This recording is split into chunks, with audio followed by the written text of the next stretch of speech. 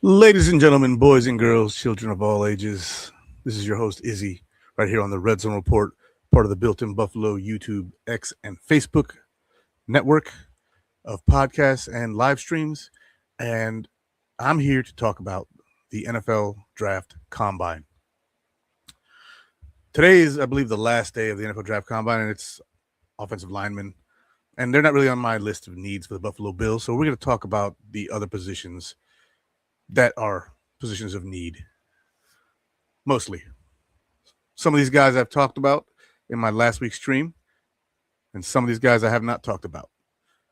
We're talking about who went out there and improved their position in this year's NFL draft. That starts in just a second. Let's talk about it.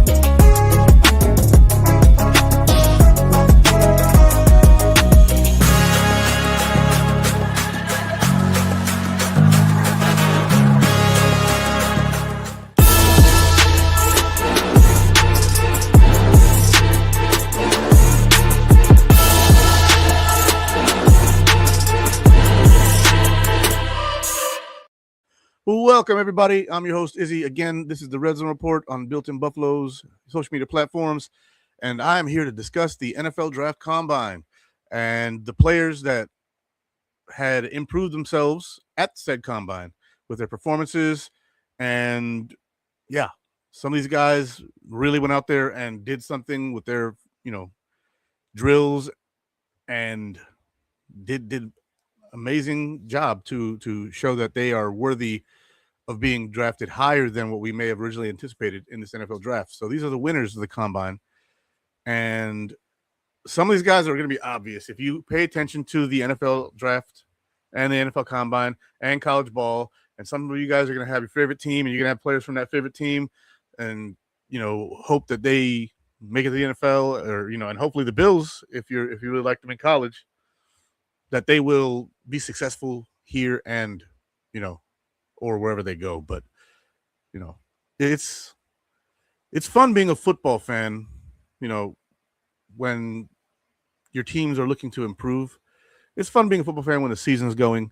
It's fun being a football fan when your team's in the playoffs. It's fun being a football fan, during OTAs and when your team's healthy and all that good stuff. It's not fun when your team loses in the playoffs. So the playoffs are over, and now we are on to the next one, guys. This is the postseason officially ramping up. The new league year starts pretty soon here. And the combine just happened. So the players that we're going to get into are, well, before I get into that, good evening, Sandra, as always, and to my good buddy, Kim Boomhauer.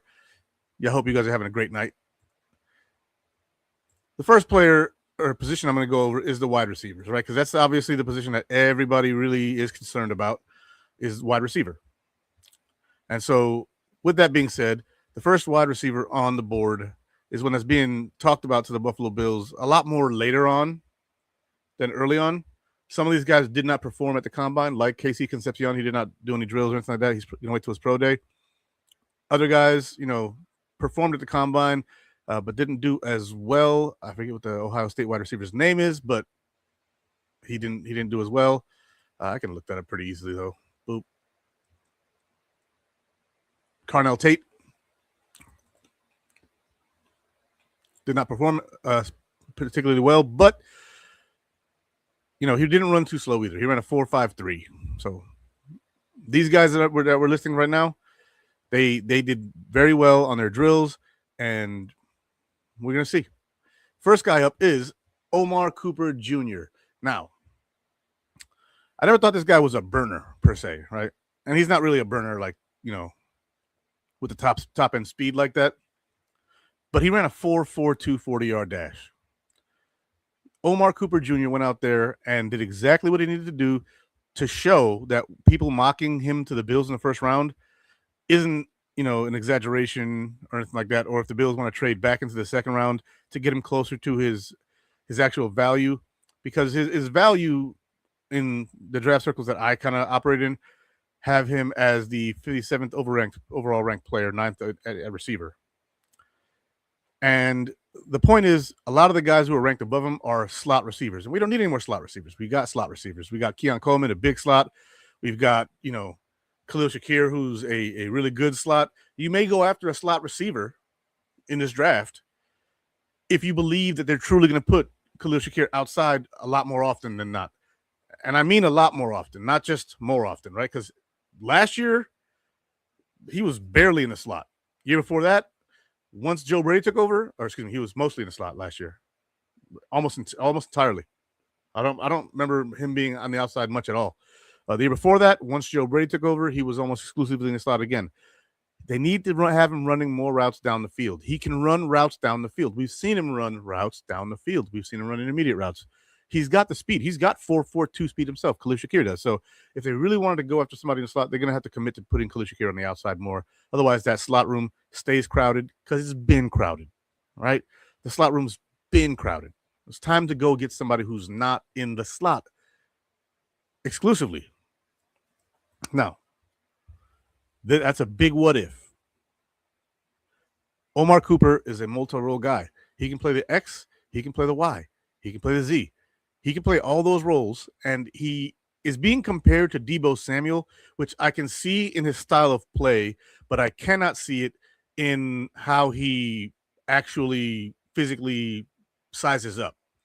Deebo Samuel's 6 foot, or 5'11" to 6 foot, 215 pounds. Omar Cooper is 6 foot, 199. So he's bigger than Shakir. He's a whole inch taller, and he's a whole 9 pounds heavier. But that's kind of where the differences end outside of his route tree. Now, in the combine, his production score, as in how much he produced in college, was 3rd overall, and his athleticism score was 19th. Now, I don't know how that is. He didn't do the broad jumps. He didn't do the 3-cone. He didn't do the 20-yard shuttle. And he didn't do the bench. He just did the 10-yard split, which is part of the 40. It's the first 10 yards, obviously. And then the vertical jump. He had a vertical of 37 inches. The man is physically pretty good when it comes to the speed department. We all know that speed doesn't necessarily win you anything. Kadarius Toney was really fast. Xavier Worthy ran really fast. What did they do in the NFL? Right, both of them with Patrick Mahomes as their quarterback at times. Worthy the entire time, except for last year when Mahomes got hurt. And then Kadarius Toney when he got traded to them by the Giants. So when he left the Giants and goes to the Chiefs, Kadarius Toney was with Patrick Mahomes. So the quarterback can't be the excuse for those guys. Speed kills. Yes, it does.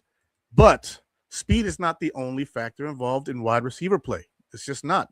Separation can mean lots of different things. You have guys like Devontae Adams. You got guys like Keenan Allen. You've got guys like Anquan Bolden in the past who didn't run top flight 40s, and these guys still found ways to separate, which is why the Bills were willing to pull the trigger last year on Keon Coleman. Even though they knew that in college he couldn't really separate that well, they thought maybe at the NFL level with the proper coaching, he'd be able to develop some of that separation and, in the meantime, be the big boy getting the ball off the top shelf kind of guy. Hasn't panned out that well, but it's panned out better than what the Chiefs got for Xavier Worthy. Xavier Worthy hasn't really panned out that well. So what do? They're looking at, or I don't know if the Bills are looking at, but the experts are looking at Omar Cooper Jr., and I like the prospect better in the second round. But what he does and can do, I do like. And his style being like Deebo Samuel, if I told you, hey, we could get a guy like Deebo Samuel in here, most Bills fans in Deebo's prime would be like, yeah, sign me up. Sign me up. Somebody who's actually shown the ability to separate, maybe not the cleanest route runner, maybe not the, the best footwork, but still good separation and good hands. This guy yesterday with that 4.42 definitely increased his draftability. And so Omar Cooper If the Bills decide to trade back because they don't have anybody on the board worthy of the 26th overall pick, I could see him dropping back to the 40s and then taking Cooper. That's definitely a possibility. This draft is really receiver heavy, and so Cooper, do your thing, man. Next receiver on the board is Deion Burks, wide receiver, Oklahoma.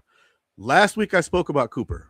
This week I'm speaking about Burks. He was not on my list last week. My list last week was Omar Cooper, it was Casey Concepcion, and it was Chris Bell. Those were my guys last week I talked about. Deion Burks went out there and lit it up. He is 5'10", 180. He is more of a slot receiver. He ran a 4.3 flat, though. So if, again, your commitment is to pushing Khalil Shakir outside and you have a 4.3 receiver on the outside or on the inside, you can run a lot more of those short routes with this guy, and he can take it. But I prefer to stay away from this guy. But his draft stock has gone up tremendously. Tremendously. I didn't hear many people talking about Deion Burks at a level where they thought he would go high. He might jump to the third round, maybe second round with this performance today or this week. I don't really have a comp for him, but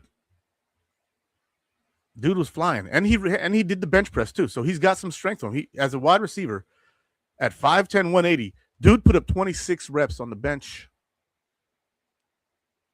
Dude put up more than 26 reps on the bench. That's crazy. I'll tell you why that's crazy. Because if you go to the NFL Combine, right, and you look up the tracker there,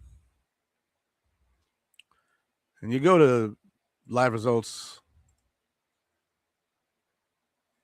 defensive tackle, bench, he did better than two of the defensive tackles that did the bench press. Two of them.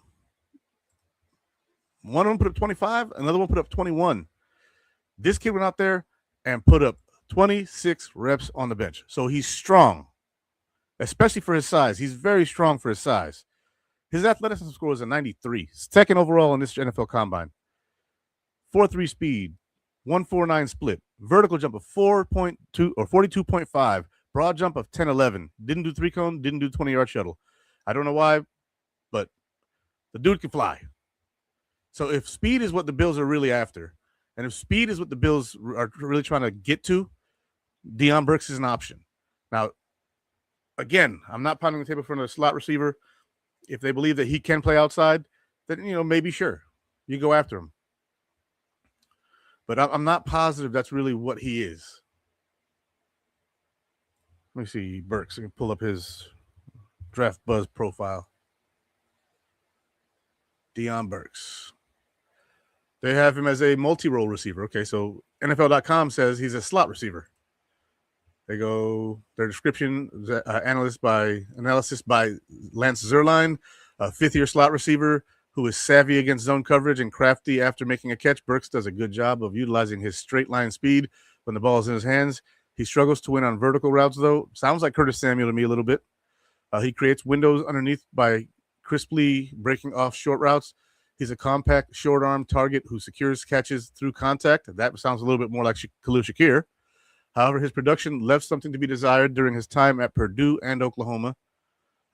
Comebacks and curls are often swallowed. Coaching and route work could lead to improvement in those areas. Burks lacks standout measurables, but better quarterback play could unlock more productive player. So the quarterback play at Oklahoma this past year, from what I understand, wasn't great. Wasn't terrible, but wasn't great. And that's why they're saying that him having a better quarterback could really lead to something with this kid. I like Deion Burks. And if NFL.com is saying he's a slot, but NFL Draft Buzz says he's multi-role, so he can play inside and out, and the Bills decide to take a shot on him, I wouldn't be mad, but I'd be cautious. I'd be cautiously optimistic about it just because of, the nature of the player and what he was described as in college. And just because he was a slot receiver in college doesn't mean he necessarily has to project as that in the pros. And just because he was an outside receiver in college doesn't mean he would have to be that in the pros as well. People change positions sometimes, and sometimes you're within the same position, but you just move like you would. Who's the corner for the Chiefs? I'm forgetting his name, but he played nickel for the most part. He won first team All Pro a couple years ago, and then now he's playing outside when they lost when they traded old boy to the Titans. So sometimes people move positions in transition and can do it just fine. It'd be something to see if he could, because again, his straight line speed is really good, but for some reason he has trouble with deep routes, which I don't understand. But now, looking at my third option at wide receiver, not option for the Bills to draft, but my third guy who really propelled himself in his combine, because this has less to do with the Bills overall and more with their jump, although it does have something to do with the Bills because these are guys that we could potentially draft. I didn't put anybody on here that we couldn't potentially draft, but there's a likelihood. The next guy, third receiver, is Brennan Thompson. Now, if you watch college ball, everybody knew Brennan Thompson was fast. We all did not know that Brennan Thompson was 99th percentile fast. If speed is the key, this is your guy. This is this year's Xavier Worthy. He's 5'9", 164, so really slight frame. His athleticism score was an 81 overall, 11th in the class, but his speed is blazing. And I think that his overall athleticism score is based on the fact that he didn't do anything but the 40-yard dash. That was all he did. So looking at his production score versus what he actually did, you know, we'll see, because I'm about to pull him up over here. Mr. Brennan Thompson, Mississippi State. So he had 57 receptions for 1,054 yards, 6 receiving touchdowns, receiving average per catch 18.5. He is 23 years old soon. We're at a 4.26, and they have him as an outside X receiver.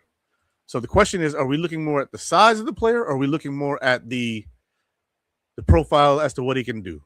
Is he more Xavier Worthy, or is he more like a Devontae Smith? Because Devontae Smith for the Eagles also pretty small dude. He's not big at all, but he produces in the NFL.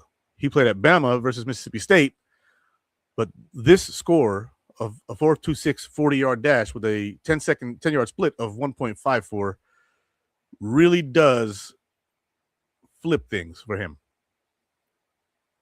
His 1.54 10-yard split was 0.05 seconds slower than Xavier Worthy. And that's the difference between a 4.26 and a 4.21, apparently, because top speed in the 40-yard dash, Brennan beat him.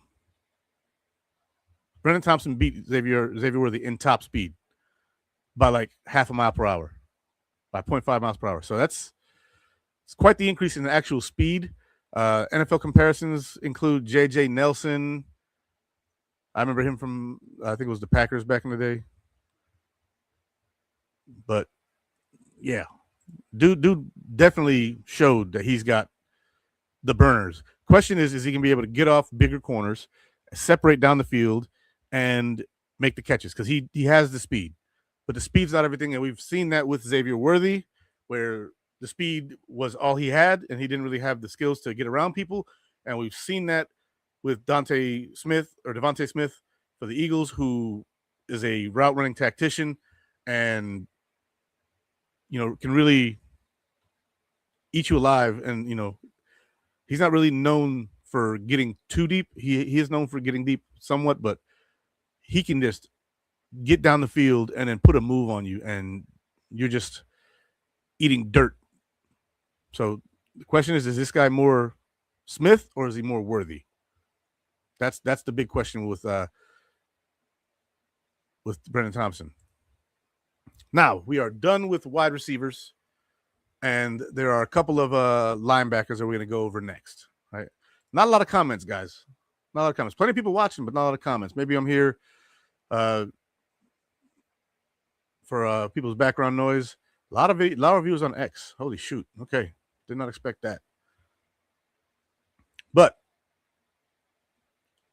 looking at the next position is one of the guys I talked about last week, and it's Anthony Hill from Texas. Dude ran a 4.51. I didn't see him running that fast. I thought he was going to be more of a 4.6 guy, especially at 6'2", 238, which is what he measured at the combine, which is exactly what he measured before that. So it looks like the colleges are starting to more accurately depict the player's actual size versus the player's, combine size. Because there'll be times where, like, a guy like Michael Crabtree, we listed at 6'3.5" at Texas Tech. Then he gets to the combine and he's 6'1.5". So they'd inflate their numbers there. And it didn't do anybody any justice, because you're still going to go to the combine, get measured, and be found lying. The schools, at least. So it looks like they're getting more accurate with that. His athleticism score was 84 overall, sixth among his position. Production score 72, sixth amongst his position, and his total score was third amongst his position with 81. He is the third-rated linebacker in this draft class, behind Reese and behind Styles. Dude ran a 4.51 with a 1.58 second split. Vertical jump 37 inches. For a big guy, that's a big jump. Broad jump 10 foot 5 inches. Bench press 21 reps. So another guy that Omar Cooper did more on the bench with, or was it Dion? My bad. Dion Burks did more on the bench than Anthony Hill. But very good getting downhill, very good covering in the middle. His NFL comparison is Bobby Wagner. Yes, please. I'll take some Anthony Hill. I watched a bunch of his film at Texas. Dude can play. He can flat out play. He's an excellent linebacker. I've got a late first, early second round grade on the kid, which is more than you usually see in the NFL draft. You don't usually see, 3 linebackers with first round grades. I got a first round grade in a guy. And his scores at the combine helped propel him forward. He's going to do so much better at the NFL level than he did at the combine or in college. I think that he's going to grow with proper defensive coaching. You give him to Jim Leonard. I think Jim Leonard can really improve his draft stock, really show, what he can do. Anthony Hill from Texas is a name that I think is going to be on the Bills' radar. If the receivers are gone and they want to look at something in the second round, maybe move up in the second round for a Cooper or something like that, or if they're dead set on receiver, they're not going to get Anthony Hill. I think I might rather take Anthony Hill and then trade up in the second, give up a fifth, and, move up. Because, the hell with them picks right now, you want to get the right quality guys. Now, I know a lot of people are like, yeah, look, give me more shots in the draft, trade back, get more picks. Okay, maybe. Or maybe you go out in the free agency and you sign some veterans who can fill in for this year. And then next year, when you have more money and more draft capital in a deeper draft class, you can go get some of those guys. I think that this year's draft class, whatever, it's not that deep a class. I'd move up if I could for the receiver or the linebacker in the second round, and that's how I feel about it. You don't have to agree, but I think that if you can go get a Bobby Wagner type guy to play in this 3-4 defense, a guy who can find the right hole, find the running back, help stop the run, and be decent in coverage, sign me up. Sign me up right away. The next linebacker is obvious. He was on my thumbnail. From Ohio State, linebacker Sonny Styles. He's the second best linebacker in this draft. And the other guy is also in the Ohio State linebacker, Arvell Reese. Sonny Styles went out there and had one of the best NFL combine performance that you could have. I mean, his athleticism score was first overall. His production score, first overall.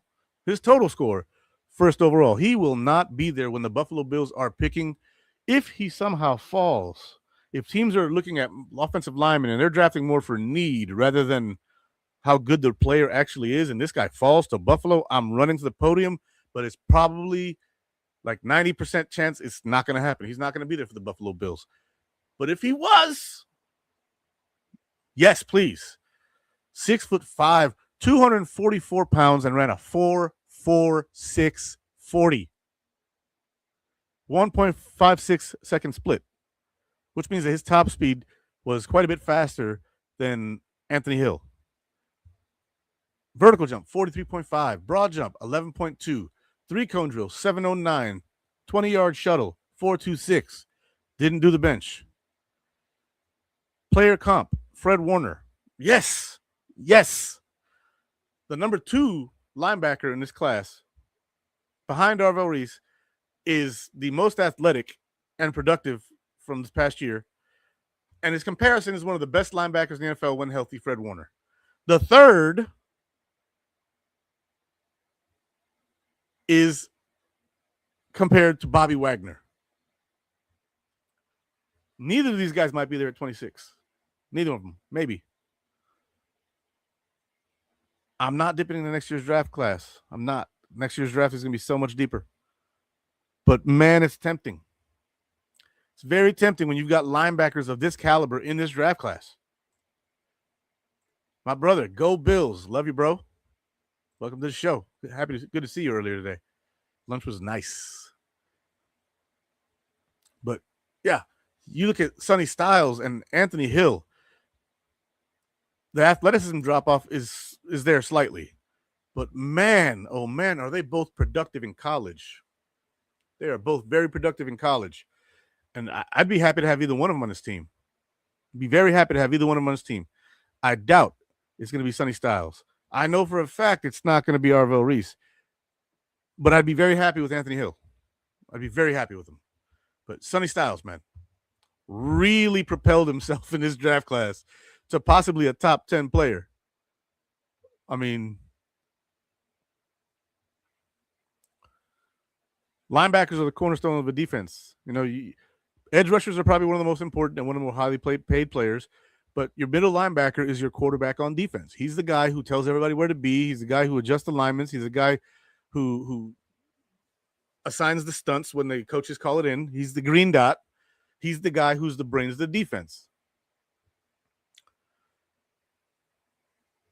Sonny Styles is a freaking animal, man. He's a freaking animal. And he was dope in college, and his athleticism is through the roof. It's through the roof. And guys on X, you guys can, drop comments, and I can read them too. So you guys are not like left out of that.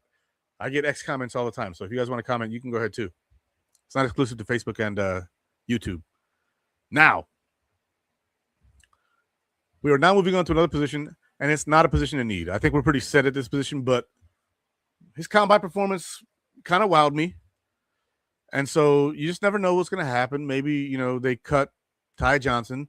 And if this guy's around in the third round, maybe you go get him. It's running back Mike Washington, running out of Arkansas. I almost said running back twice.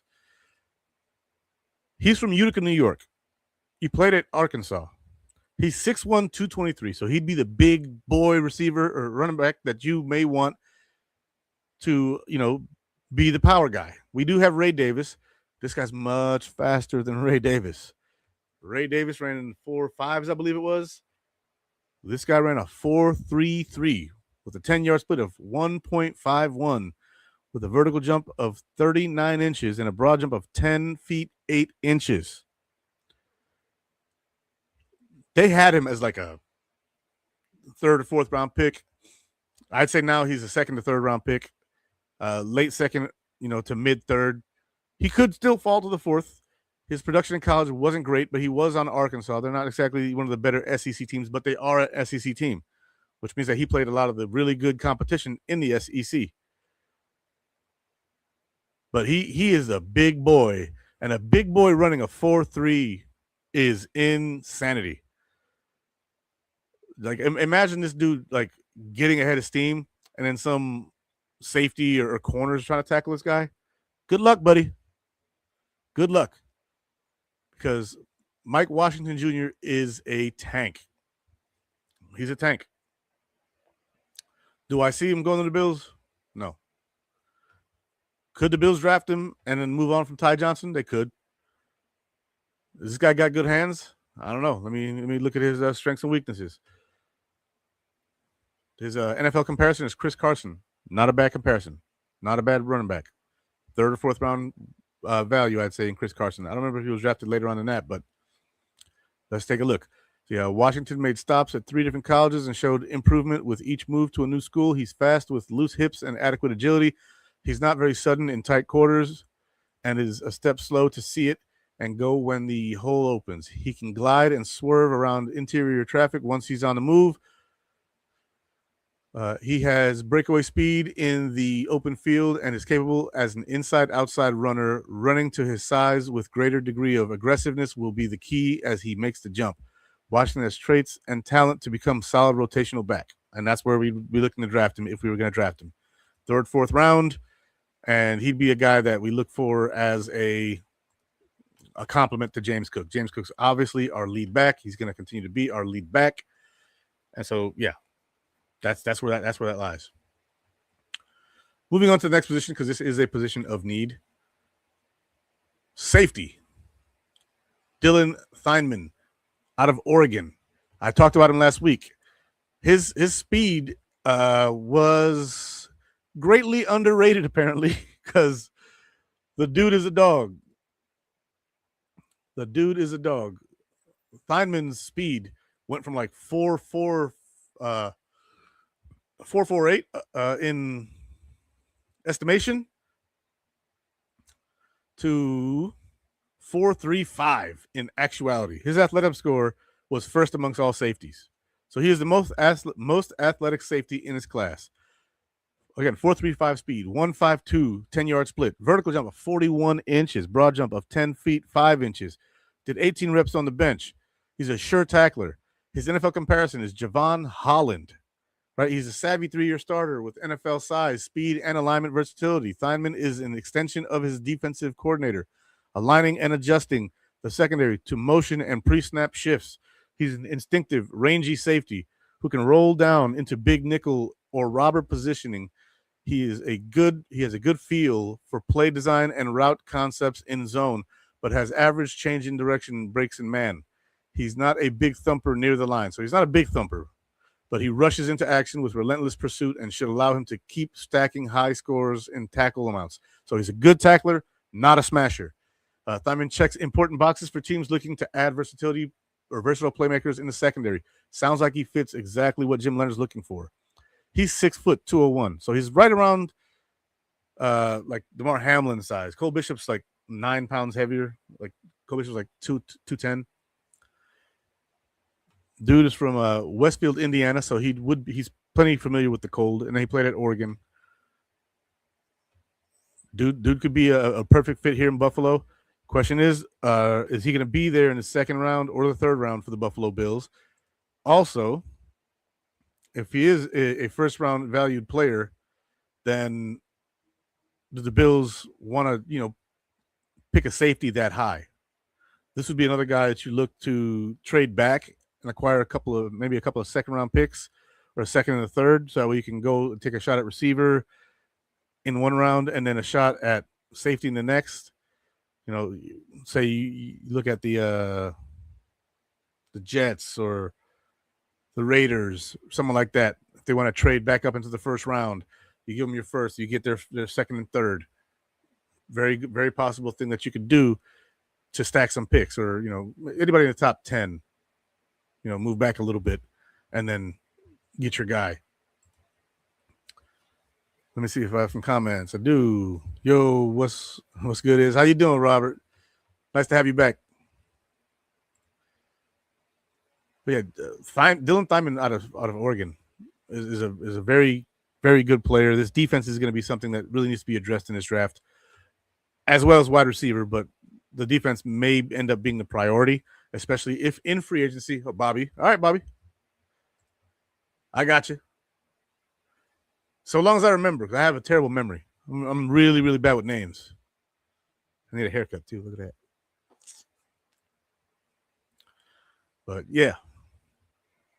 I think that Dylan Theinman is a good prospect, and he's a defensive player, and so he may be someone that the Bills prioritize. I don't know for sure, but it seems like somebody that they would be licking their chops for, especially Jim Leonard. Kamari Ramsey is the other safety, and I talked about him last week. This is the only position, I believe, where I talked about both guys that are on my list here that performed at the combine and really elevated themselves, in my humble opinion. Kamari Ramsey, safety out of USC, both West Coast guys. He's actually from Palmdale, California. He is 6 foot, 202 pounds, and he ran a 4.47. So he was estimated to run a 4.4 or 4.55 or 4.53 or something like that. He exceeded that speed, 4.47, 1.57 10-yard split, vertical jump 36 inches, broad jump 10 foot, bench press 16 reps. He does not have a player comp here. Versatile safety prospect with solid size. Ramsey saw a heavier workload at nickelback in 2025 after splitting time at all three safety spots in 2024. He plays with average eyes in space and good break anticipation when matched up in man. I think that most football bases, and this is I'm not still reading here what Lance Erline had to say. I think that a lot of teams are starting to look at nickel as a safety rather than a corner, right? So that's why you're seeing a lot of this chatter about Taron Johnson moving to safety, and why you had last year the Bills had a safety / nickel coach, and then you had the corners coach. So you had the corner coach separate from the safety / nickel. Here's why. A lot of the analysts are starting to call free safety, strong safety, and nickel, and they kind of dropped the free and strong safety names from the position. They're just safety. You box safety, deep safety, and nickel safety, which to me fits more like a box safety because he's basically playing a linebacker position, as would a box safety, but this is a smaller guy who's rangier in coverage. We'll see. So yeah, he plays with average eyes in space and good break anticipation when matched up in man. He was adequate covering the slot. So if we're looking for a man guy, Kamari Ramsey sounds like he'd be a better pick than Dylan, but overall athleticism, Dylan's more athletic. So he might not have enough short area burst and athleticism to do the same in the pros. He needs to close downhill and run support with greater urgency when playing from depth. His tackle finishing saw a massive improvement in 2025. I like that. It means he's developing. But with multiple games missed in consecutive seasons, Ramsey's draft stock could take a hit. So this is a guy you could probably get in the 4th, 5th round due to injury concerns. So if they decide not to go get Theinman and decide to go linebacker, receiver, whatever other position in the 1st round, or whenever they pick first, and they get to the 4th round and Kamari Ramsey's on the board, this could be a solid pickup. And Brandon Beane is known for picking good players in the 3rd, 4th, 5th, 6th rounds, a la Dawson Knox, a la what's his name? Taron Johnson, Christian Benford. He's known to get good guys in that range. So here we are. Kamari Ramsey. Now, my next player and position is my last position I got. Right, the edge rushers. A lot of them didn't run the 40-yard dash. A lot of them didn't do drills at the combine. A lot of them are going to just do their stuff at their pro days and let the tape speak for themselves.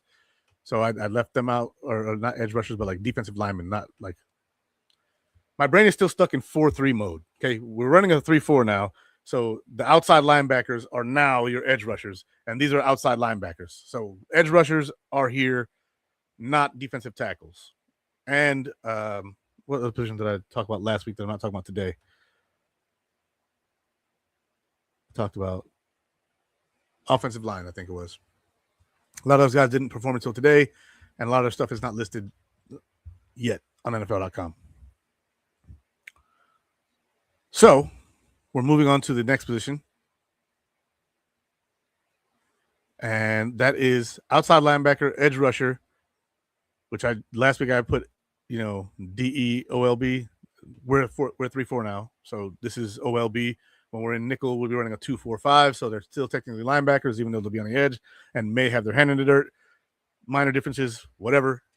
But Malachi Lawrence, outside linebacker, University of Central Florida. I didn't have him on my list last week. I did not. 6'4", 253 pounds. Dude went out there and ran a 4.52 at that size. 253 pounds, ran a 4.52 with a 1.59 split, a vertical of 40 inches, and a broad jump of 10 foot 10 inches. The dude is explosive. He's explosive. He's got some get off to him. He's a big guy with, extreme athleticism. At his position, he had the most athletic scores in the combine. He was number one athlete. His production score in college was 19th overall. I'm fixing to pull him up because, yeah. Edge rushers.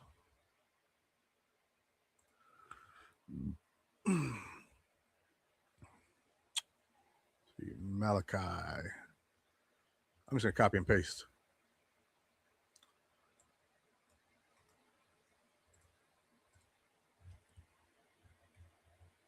And boom, boom. Malachi Lawrence, University of Central Florida, 6'4", 253. Edge rusher, 4.52 speed. He played at the East West Shrine Bowl, which is known from smaller schools. He had 7 sacks last year, 2 forced fumbles, 28 tackles, 18 of them solo for University of Central Florida. That's his production. So that's why his production is like 19th, but his actual, his actual ability there is more, how you say, projective, right? They're going to look more to project him forward rather than counting on the stats. Like when we drafted Greg Rousseau, he had like 16 sacks his last year he played at Miami. He comes to the NFL, he's averaging about 8 sacks a year. Not bad, but not top shelf either. He's about a mid-tier, not mid-tier, but like yeah, it's like upper mid-tier. Right? He's not top flight. He's not like Trey Hendrickson and those boys. He's just below that edge rusher when it comes to pass rushing. He's got really good pressures. And then you go and you can look at his run stopping ability, and very good. Now, the rest of the defensive run stopping ability, very questionable, but Greg Rousseau, really good against the run. Really seals the edge really well. Now, you look at this guy, he could be a guy that projects to the NFL and put up better numbers. Does that happen a lot? Not so much, but yeah. John Brewster, keep Bosa. Look, I'm not against keeping Bosa, but I'm also not against letting him walk. He said he wants to come back, and for the right number, I'm down. And the Bills can actually save money on the cap due to his void years by bringing him back. So maybe they do. See, his brother wants him to play with him. However, Bosa said he is the most he's hung out with his teammates, or this is the most he's hung out with his teammates since he's been in the league. The Bills brotherhood is what keeps players wanting to stay with us. That is a very good and valid point, Sandra L. King. Thank you again for always being here and paying attention and watching the show from the beginning to the end. You are a real one, Sandra. Thank you very much. I appreciate that very much. But yeah, Malachi Lawrence really, really, really helped his draft stock because he probably was projected as like a 6th, 7th round pick. Not 7th, but maybe a 6th or 7th round pick. I mean, they have him as a 5th round pick projection on NFL Draft Buzz. He's probably looking, at the third round now. I don't see him as a 1st round pick, but again, jumping from the 5th to the 3rd round is a pretty big jump, especially when a lot of guys at your position did not perform at the combine. So this is a guy who I really had to go through the guys at the combine and see who actually participated in the damn thing to really, see who boosted themselves. Now, pro days are coming, and this will change again somewhat because pro days are not as rigorously, monitored as the NFL combine. Like in the NFL combine, everything is laser, measured and timed. So as soon as you come off that line, laser is going to determine when you cross the finish. When you do your 10-yard split, there's a laser there, picks up when you broke the beam in order to project how fast you were in your 10-yard split. Like everything is precise at the combine. Everything stopwatches at the pro day. Some people believe stopwatches are more accurate, and some people believe lasers are. I tend to go with the tech. The tech to me is more accurate because you're not counting on human instinct to do this. No, it's as soon as he breaks the line, it's over. So that is more precise to me. Now let's see. Malachi Lawrence, big jump in this draft. Now, another guy outside linebacker for the Bills. And I hit the wrong thing. Is Cassius Howell, who I believe I did talk about last week. I'm pretty sure I did. The name is very familiar. Cassius Howell is another big boy, 6'2.5", 253. Cassius Howell went out there and, handled business. He is the 10th highest rated athlete. He ran a 4.59. For an edge rusher, that's perfectly fine, right? You don't have to run a 4.52, 4.51. It's impressive when you do, but it's not a requirement by any stretch of the imagination. It's just not. Right? 4.6 is perfectly fine. He ran sub 4.6. So you go and you check out Cassius Howell. Dude had 4.59 40, 10-yard split, vertical jump 3.5, and a broad jump of 9 feet 7 inches. All that's fine. Like, no one's looking for him to jump, except for to bat passes in the NFL. That's it. Outside of that, let me see what's going on with my phone.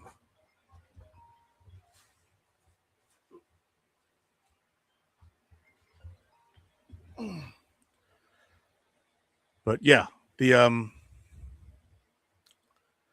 athleticism on this guy is up there for sure. His NFL comparison is Will McDonald.